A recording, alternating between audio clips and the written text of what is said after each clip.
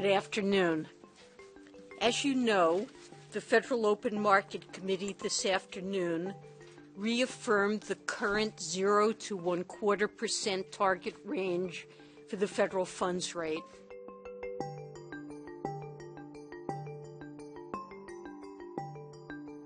With economic conditions improving, and with further improvement expected in the months ahead, we have again modified our forward guidance.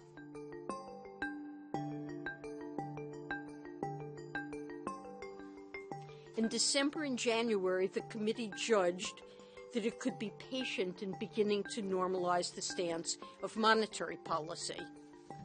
That meant that we considered it unlikely that economic conditions would warrant an increase in the target range for the federal funds rate for at least the next couple of FOMC meetings. While it's still the case that we consider it unlikely that economic conditions will warrant an increase in the target range at the April meeting, such an increase could be warranted at any later meeting depending on how the economy evolves. Let me emphasize again that today's modification of the forward guidance should not be read as indicating that the committee has decided on the timing of the initial increase in the target range for the federal funds rate.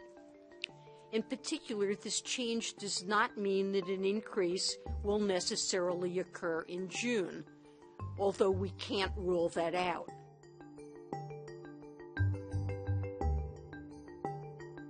It looks like from incoming data pertaining to the first quarter that real GDP growth has declined somewhat below where it was for the last several quarters of last year, and that's really why the committee indicated that growth is moderated somewhat. There has been a slight downgrading of estimates of growth for this year. You mentioned the dollar. We noted that export growth has weakened. Probably the strong dollar is one reason for that. On the other hand, the strength of the dollar also in part reflects the strength of the U.S. economy.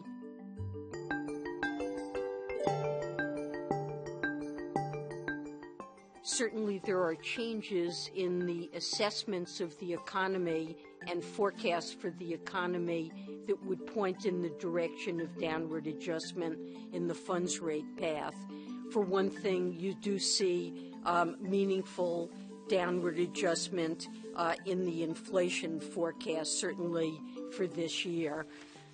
In addition, importantly, a number of participants have marked down their estimates of the normal longer-run unemployment rate. So that range has moved down noticeably from previously it was 5.2 to 5.5, and it's now moved down to 5.0 to 5.2, and downward revisions to the longer-run normal unemployment rate in a way suggests that participants are seeing more slack in the economy now than they previously did.